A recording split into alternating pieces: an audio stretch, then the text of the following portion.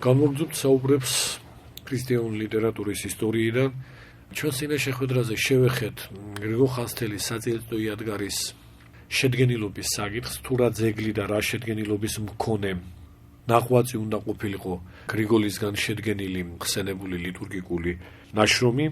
ვისაუბრეთ იმასთან დაკავშირებით, რომ ეს ძეგლი, ესე იგი საძილწო იადგარი მხოლოდ საძილწო ნაწილს დაუკავშირდებოდა, მხოლოდ ამ ნაწილის უძრავ-მოძრავი კალენდრის რჩეულ დღესასწაულთა საგალობლების მომცველი იქნებოდა, ხოლო თვითონ ეს საგალობლები, რაც საკმაოდ ზოგადი ტერმინია, ანუ უფრო მართებული იქნებოდა გვეთქვა ზოგადად ჰიმნოგრაფიული ელემენტები გრიგოლ ხანძთელის საძილწო იადგარისა, 7 მცირე კომპონენტით უნდა ყოფილიყო განსაზღვრული. კვლავ შეგახსენებთ ამ კომპონენტებს, ესა გახლავთ იბაკოი, წარდგომაი, ფსალმუნდაზდებელი, ალელუა ფსალმუნი, ხელთაბანისაი და სიწმიდისაი. ამ შედგენილობის საძილწო იადგარი არ გახლავთ შთამბეჭდავი მოცულობის ძეგლი. პირიქით, იგი საკმაოდ მოგრძალებული მასშტაბების კრებულია და ეჭვია, რომ სწორედ ამგვარი იქნებოდა ძველი იადგარის საძილწო ნაწილის ის არქეტიპი, რაც გრიგოლ ხანძთელს უნდა შეედგინა. და ჩვენ ნაწილობრივ ადრეც აღვნიშნეთ და კვლავ ხაზს გაუსვამთ, რომ გრიგოლის საძილწო იადგარის სიმცირე, ანუ ის, რომ ეს ძეგლი არ იყო რაღაც შთამბეჭდავი მოცულობითი ძეგლი, ამგვარი რამ აშკარად შეიგრძნობა მერჩულის ცნობაშიც. კიდევ ერთხელ გავიხსენოთ მერჩულე როგორ აფასებს გრიგოლ ხანძთელის საძილწო იადგარს. ის გვაუწყებს მოგეხსენებათ, რომ დაარს ხანძთას ხელითა მისითა დაწერილი სულისამიერ წმინდისა საწელიწდო იადგარი, რომლისა სიტყვანი ფრიად კეთილ არიან. ანუ ახალ ქართულად საწელიწდო იადგარი, რომლის სიტყვებიც ძალიან კარგია. პირდაპირ შეიძლება ითქვას, რომ მერჩულისგან გრიგოლის მოღვაწეობის ნაყოფის მხოლოდ ასე დახასიათება გახლავთ მეტად მოზომილი ქება იმის ფონზე, რა ეპითეტებსაც საზოგადოდ განუკუთვნებს ბიოგრაფი გრიგოლს. მაგრამ მე-10 საუკუნის შუა წლების მოღვაწე პირდაპირ შეგვიძლია ვთქვათ, სხვაგვარად ვერც მოიქცეოდა, რადგან ამ ეპოქის, ესე იგი მე-10 საუკუნის შუა წლების გადასახედიდან, როდესაც საეკლესიო მსახურებაში უკვე კარგა ხნის დამკვიდრებულია გაცილებით მასშტაბური იადგარები, გრიგოლის ნაღვაწი ცხადია აღარ გამოჩნდებოდა შთამბეჭდავ ძეგლად და იგი ამ დროისათვის არსებითად შემონახული იქნებოდა არა როგორც პრაქტიკული გამოყენების ლიტურგიკული ნაშრომი, არამედ როგორც უწმინდესი რელიქვია. ამიტომაა, რომ მერჩულე ოდნავადაც არ მიანიშნებს გრიგოლის იადგარის საკუთრივ ლიტურგიკულ დანიშნულებაზე თავისი დროისთვის, ესე იგი მერჩულის დროისთვის, მე-10 საუკუნის შუა წლებისთვის. საზოგადო წესით მას უნდა უეჭველად ჩვენი აზრით ეუწყებინა კვლავაც როგორ ეწაფებოდნენ მათი დიდი მოძღვრის იადგარს, როგორ აფუძნებდნენ მასზე მთელ საეკლესიო მსახურებას და ასე შემდეგ, თუმცა ნათლად ამისა მხოლოდ იმაზე გვაქვს მითითება პირუთვნელი ბიოგრაფისგან, რომ გრიგოლის ნამუშაკები ჯერაც შემონახული ყოფილა ხანძთაში. ანუ ეს იადგარი მათთვის უკვე მხოლოდ რელიქვია იყო, პატივით დაცული გრიგოლისგან დაფუძნებულ მონასტერში. ზემომითითებული 7 კომპონენტიანი შედგენილობის გრიგოლისეული საწელიწდო იადგარის სახე, როგორც აღნიშნავდით, თითქმის ზედმიწევნით შეგვიძლია აღვადგინოთ, თუ დღეისათვის არსებული იადგარული მასალიდან გამოვყოფთ ერთი მხრივ სინა ორმოცის და მეორე მხრივ დიდწილად ასევე სინა 34-ის კალენდარს, ჩვენ ამ კალენდარზე ადრე გვქონდა დეტალური მსჯელობა და ამ კალენდრის ფარგლებში შემონახულ ზემომითითებულ ლიტურგიკულ ელემენტებს, კერძოდ ამ ელემენტებს კიდევ ერთხელ ჩამოგითვლით იბაკოს, წარდგომას, ოხითას, ფსალმუნდაზდებელს, ალელუა ფსალმუნს, ხელთაბანისას, ამათ ყოველივეს ცალკე გამოვყოფთ, რომლებიც ძირითადად დაცული გახლავთ მეტნაკლებად პირვანდელი სახით, სწორედ სინა 40-ში, რაც ჩვეულებრივ ცელიტერით აღნიშნება, მეტნაკლებად სხვა ნუსხებში და ისინი გახლავთ ყველაზე ძირძველი ფენის ტექსტები იადგარისა. მაგრამ არანაკლებ მნიშვნელოვანია შემდგომდროინდელი შევსებანი. ეჭვია, რომ ტაოკლარჯეთსა და საბაწმინდაში ლიტურგიკული მოღვაწეობის უაღრესად და უსწრაფესად მზარდი მასშტაბებიდან გამომდინარე, გრიგოლისეული საწელიწდო იადგარი, როგორც ჩვენს წინა შეხვედრაზეც აღნიშნავდით, დაუყოვნებლივ თვით გრიგოლის სიცოცხლეშივე დაიწყებდა შევსებას. პირველი შემატება უთუოდ უნდა ყოფილიყო ცისკარ მწუხრის სტიქარონები, ესე იგი ჯერ კიდევ შედარებით მცირე ფორმის საგალობლები. კერძოდ უფალო ღაღატყავსი და ეს ცისკრისა და აქებდიცა ეს მწუხრის საგალობელი. სწორედ ამ ეტაპს იცავს იოანე ზოსიმეს ძველი იადგარის საწელიწადო ნაწილი, სადაც სადღესასწაულო განგებათა შედგენილობის თვალსაზრისით ძველი საწელიწადო იადგარის ყველაზე არქაული სახეა დაცული.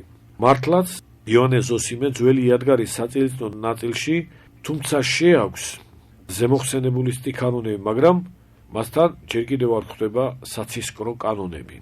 შეუძლებელია ვიფიქროთ, რომ ეს კანონები, ანუ 9-8 გალობისგან შემდგარი ვრცელი ჰიმნოგრაფიული ტექსტები თვით იოანე ზოსიმემ გამოტოვა. ეს შეუძლებელია, რადგან პირველი ხსენებული მოღვაწის მკვეთრი და მკაფიო მითითებები მის მიერ გადაწერილი ნუსხის, მის მიერ შედგენილ გადაწერილი ნუსხის სინა 34-ის ძველი იადგარის ყოველგვარი მასალობრივი სისრულის შესახებ, რაც ჩვენ არაერთის გვიხსენებია, გამორიცხავს ამ მოღვაწის მიერ ყველაზე მოცულობითი ნაწილის, ანუ ვრცელი საგალობლების 9-8-ოდისგან შედგენილი საგალობლების უგულებელყოფას. ეს პირველი. მეორე, ძველი იადგარის პირველ არასაწელიწადო ნაწილში, რომ აღარაფერი ვთქვათ იმავე ნუსხის ახალ იადგარზე, იოანე ზოსიმე ცხადია კანონებსაც უთითებს. კვლავ აღნიშნავთ, კანონებში გულისხმობთ 8-9 გალობისგან შემდგარ ვრცელ საგალობელს. და რატომ უნდა გამოეტოვებინა მას აღნიშნული კანონები საკუთრივ ძველი იადგარის საწელიწადო ნაწილის ფარგლებში. ასე რომ ჯერ კვლავ მცირე ფორმის საგალობლები ემატება იადგარს. იადგარის პირველი ეტაპია ის ეტაპი, როცა ეს იადგარი ჯერ კიდევ არ იცნობს ცისკრის, უფალო ღაღატყავსას და მწუხრის აქებდიცას. ამ სახეს გვიჩვენებს ჩვენ ლექციონარი. მეორე ეტაპია, როგორც უკვე აღნიშნეთ, შევსება უკვე ცისკრის, უფალო ღაღატყავსათი და მწუხრის აქებდიცათი. და ამ ეტაპს იცავს სწორედ იოანე ზოსიმეს მიერ შედგენილი სინა 34-ის ძველი იადგარის ნაწილი. იცავს, იმიტომ რომ აქ ჯერ კიდევ არ ჩანს ვრცელი საგალობლები და ვერ ვიტყვით იმას, კვლავ ხაზს გავუსვამთ, რომ ეს ვრცელი საგალობლები იოანე ზოსიმემ გამოტოვა, რადგანაც ის ერთი მხრივ ამბობს, რომ სრულად მოაქვს შედგენილობა ძველი იადგარისა და მეორე მხრივ სხვა შემთხვევებში, სხვა იადგარულ ნაწილებში და ახალი იადგარებთან დაკავშირებით, რა თქმა უნდა, ამ კანონებს უთითებს.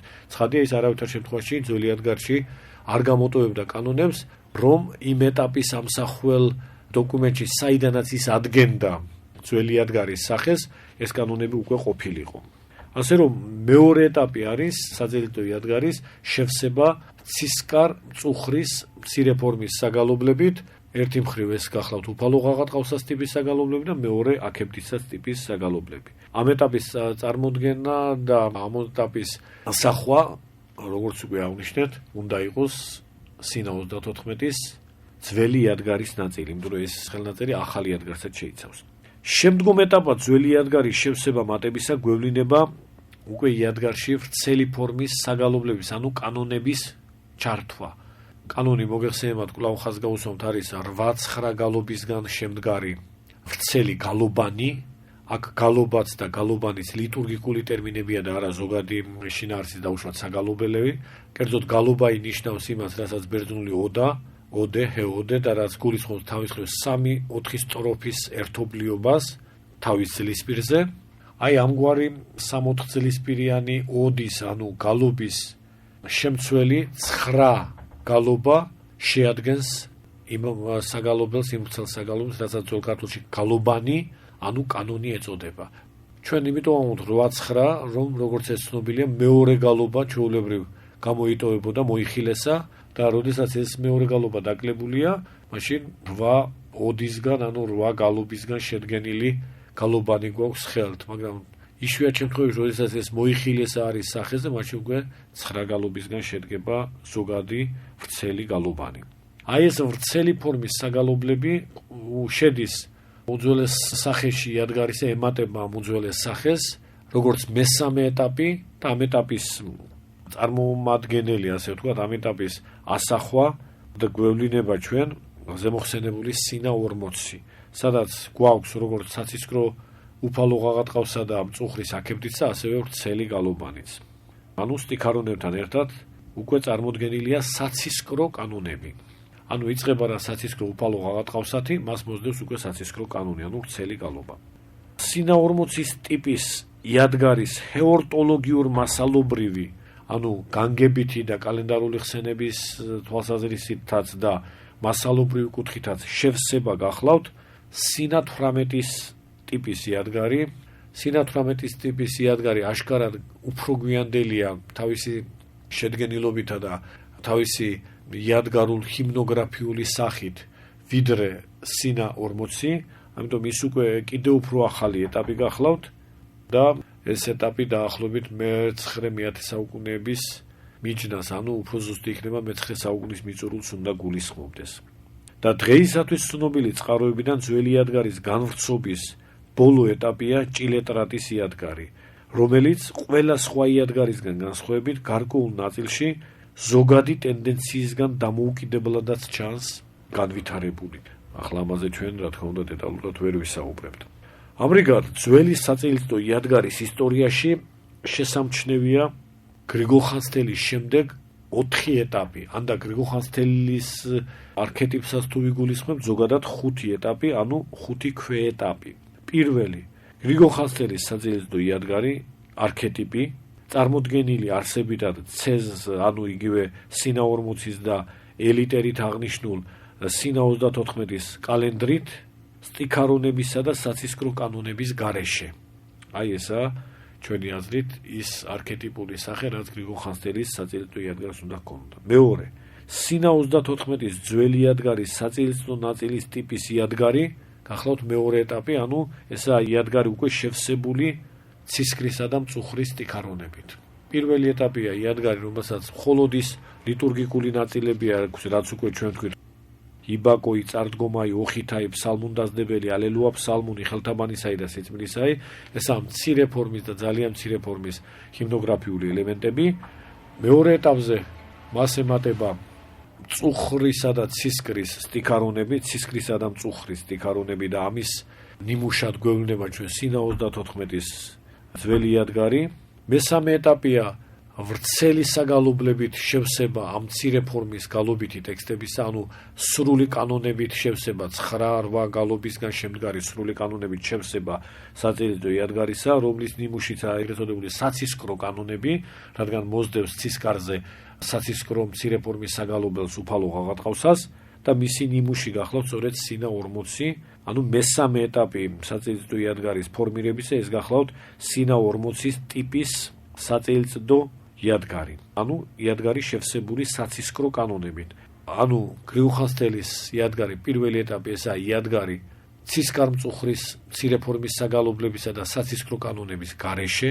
მეორე ეტაპი არის გრიგოლ ხანძთელის იადგარი შევსებული ცისკარმწუხრის მცირე ფორმის საგალობლებით, ანუ უფალო ღაღატყავსთან და აქებითიცათი. მესამე ეტაპია იგივე იადგარი შევსებული უკვე საცისკრო ვრცელი გალობანით, ანუ საცისკრო კანონებით და ამის ნიმუშია როგორც უკვე ვთქვით სინა 40. მეოთხე ეტაპია სინა 18-ის ტიპის საწილისტო იადგარი, რაც შევსებულია ახალი განგებებითა და საგალობლებით და ბოლოს მეხუთე ეტაპი ეს გახლავთ ჭილეტრატის საწილისტო ნაწილის ტიპის იადგარი, ყველაზე მოცულობითი კრებული ძველ იადგარებს შორის.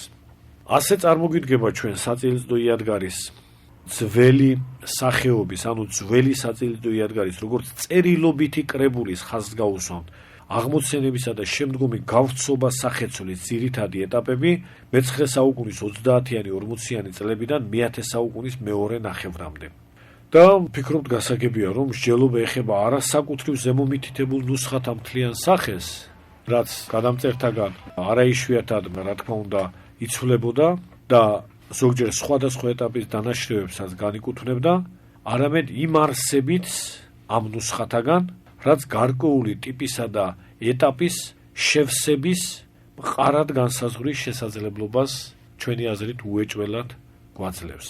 რა თქმა უნდა, საკუთრივ ეს ტექსტები სხვადასხვა ეტაპების და შევსებების კუთვნილებანი ერთობლივადაც შეიძლება ჩვენ წარმოვადგინოთ, გამოვცეთ, შევისწავლოთ, მაგრამ შეიძლება ისიც რომ თქვათ ცალკე გამოიყოს გრიგოლ ხანძთელის საწილისტო იადგარის არქეტიპული სახე და ცალკე დაიბეჭდოს ის, აქ აბსოლუტური აღდგენა წარმოუდგენელია, მაგრამ მაქსიმალურად ახლოს დგომი იმ კრებულთან, რაც როგორც ხსოვნის ნაყოფი, ანუ როგორც იადგარი და სიტყვა იადგარი კვლავ შეგახსენებთ სწორედ ხსოვნას და ხსოვნის ნაყოფს ნიშნავს, აი როგორც ჭეშმარიტი ხსოვნის ნაყოფი წერილობითად წარმოადგინა გრიგოლ ხანძთელმა და გარკვეული რაღაც ვალის მოხდაც ჩვენი მადლიერი შთამომავლობის ამ დიდი მოღვაწისადმი ამგვარი ჟესტითა და ამგვარი პუბლიკაციით უეჭველად იქნება. გრიგოლ ხანძთელის ჰიმნოგრაფიული ნაღვაწის გამოცალკევებას, როგორც ადრეც აღნიშნავდით, სხვადასხვა მკვლევარი ცდილობდა პავლე ინგოროყვა განსაკუთრებით, თუმცა მისი პოზიცია განსხვავებული იყო, ის თვლიდა, რომ ეს გრიგოლ ხანძთელის დაწერილია, ანუ მისგან შექმნილია და რადგან ბატონი პავლე ინგოროყვას დროს ჯერ კიდევ არ იყო გამიჯნულობა ძველი და ახალი იადგარებისა, ანუ ფილოლოგიური ანალიზი არ იყო მისული იმ სიმაღლემდე, რა სიმაღლეზეც იგი წარმოადგენილია, თუნდაც ისეთ პუბლიკაციაში, როგორც გახლავთ უძველესი იადგარი, ასეთი გამოცემა, ან და როგორც გახლავთ ეს ფილოლოგიური ანალიზი მისული ისეთ ცნობილ პუბლიკაციაში, რაცა სინური ხელნაწერების აღწერილობის 3 ტომი. აი, რადგანაც ჯერ კიდევ არ იყო ეს სიმაღლე მიღწეული, პავლე ინგოროყვა გრიგოლ ხანძთელის ნაღვაწად თვლიდა იმ იადგარების ტექსტებს, რომლებიც დღევანდელ სამეცნიერო კვლევაში სავსებით მართებულად ახალ იადგარად იწოდება და შეუძლებელია, რომ მე-10 საუკუნის პირველ ნახევარზე ადრეული წარმოშობა ჰქონდეთ. და ცხადია, მით უმეტეს გრიგოლ ხანძთელი მათ ვერ დაწერდა. მით უმეტეს ეჭვია რომ და ამაზე მეც აღარ ვისაუბრებთ, იმდენად ვრცლად გქონდა საუბარი, რომ იგი არის არა ორიგინალური ჰიმნების თვალსაზრისით კრებული შემდგენელი, არამედ კრებული შემდგენელი იმ ძეგლების კვალობაზე, იმ საგალობლების კვალობაზე, იმ ჰიმნოგრაფიული ელემენტების კვალობაზე, რაც მას ზეპირად ჰქონდა შეთვისებული, აღქმული მისსავე პრაქტიკაში, სამოღვაწეო პრაქტიკაში გამოყენებული და ეს ყოველივე შემდგომში გვიან ხანდაზმულობის ჟამს მისგანვე წერილობითი ფორმით წარმოდგენილი. ანუ იგი არის მხოლოდ შემდგენელი, ხოლო რა შეადგინა მან, აი იმ პრინციპების მიხედვით, რასაც ჩვენ აქ შეიძლება გვქონდა, სავსებით ზედმიწევნით შეიძლება დადგინდეს. შეიძლება ეს დადგინდეს იერუსალიმური ლექციონარის მიხედვით და იმ ნუსხათა შედარებითი შესწავლის საფუძველზე, რომლებიც ძველი იადგარის ამა თუ იმ სახეობის წარმომჩენნი არიან და ერთი მეორეს არ უიგივდებიან. ამით დავასრულებთ ამჯერად რადიოსაუბარს საკუთრივ საწელიწო იადგარზე, ამ უდიდესი მნიშვნელობის ლიტურგიკულ ძეგლზე და ეჭვი არ გვეპარება, რომ ამ ძეგლთან დაკავშირებით აქ გამოთქმული დებულებები თუ ჰპოვებს მეცნიერულ და ყველა კუთხის და ყველა ასპექტის დამოწმება, არგუმენტირება, გაზიარებას სხვათაგანაც, გრიგოლ ხანძთელის პიროვნება კიდევ უფრო მეტი სიდიადით წარმოჩნდება ჩვენს წინაშე. ამჯერად ამით დავასრულებთ. გმადლობთ ყურადღებისათვის.